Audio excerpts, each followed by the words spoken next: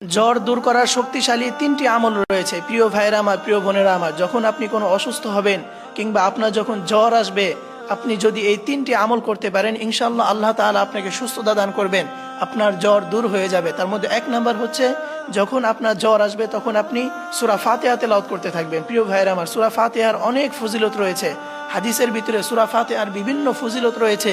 আল্লাহর হাবিব সাল্লাল্লাহু আলাইহি ওয়াসাল্লাম বলেছেন, ইযা ক্বালা আল ইমাম গায়রিল মাগদুবি আলাইহিম ওয়ালাদ-দাল্লিন ফাকুলু আমিন। যখন ইমাম সাহেব নামাজের ভিতরে সূরা ফাতিহা শেষ করে গায়রিল মাগদুবি আলাইহিম ওয়ালাদ-দাল্লিন পড়বে, তোমরা সাথে সাথে আমিন পড়বে, কেননা ওই সময় ফেরেশতারাও আমিন বলে, আর যার আমিন বলা ফেরেশতাদের আমিন বলার সাথে মিলে যাবে, আল্লাহ রাব্বুল আলামিন তার পিছনে সকল গুনার খাতা আল্লাহ তাআলা মাফ করে দিবেন। এজন্য প্রিয় ভাইরা আমার, সূরা ফাতিহার বিভিন্ন ফজিলত রয়েছে এবং এই সূরা ফাতিহার বিভিন্ন নাম রয়েছে হাদিসের মধ্যে। তার মধ্যে একটি হচ্ছে, এই সূরা ফাতিহাকে সূরাতুশ শিফা বলা হয়, অর্থাৎ সকল রোগের ওষুধ হচ্ছে এই সূরা ফাতিহা।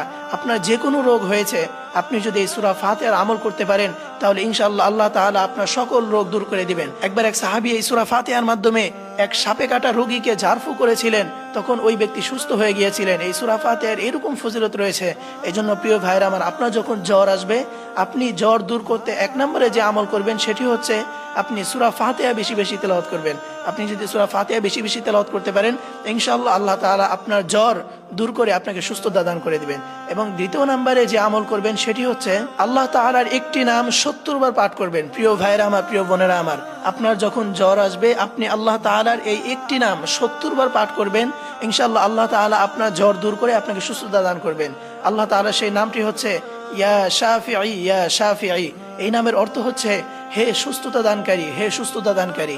আপনি যদি এই নামটি ধরে ধরে দোয়া করতে পারেন, তাহলে ইনশাআল্লাহ আল্লাহ তাআলা আপনাকে সুস্থতা দান করে দিবেন। প্রিয় ভাইরা আমার, আল্লাহ তাআলার নামের অনেক পাওয়ার রয়েছে।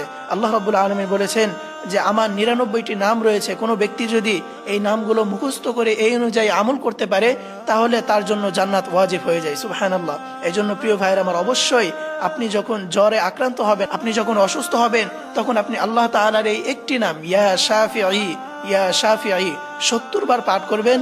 এরপরে আপনি আল্লাহর কাছে দোয়া করবেন, ইনশাআল্লাহ আল্লাহ তাআলা আপনার সকল অসুস্থতা, আপনার জ্বর আল্লাহ তাআলা দূর করে দিবেন। এরপরে 3য় নম্বরে যে আমল করবেন সেটি হচ্ছে, আপনার যখন জ্বর আসবে, তখন আপনি নবীজির শিখানো এই একটি দোয়া পাঠ করবেন। আপনি যদি নবীজির শিখানো এই একটি দোয়া পাঠ করতে পারেন, ইনশাআল্লাহ আল্লাহ তাআলা আপনার জ্বর দূর করে দিবেন। সাহাবায়ে কেরাম যখন অসুস্থ হতেন, সাহাবায়ে কেরামের যখন জ্বর আসতো, তখন নবীজি সাল্লাল্লাহু আলাইহি ওয়াসাল্লাম তাদেরকে এই দোয়াটা শিক্ষা দিয়েছেন।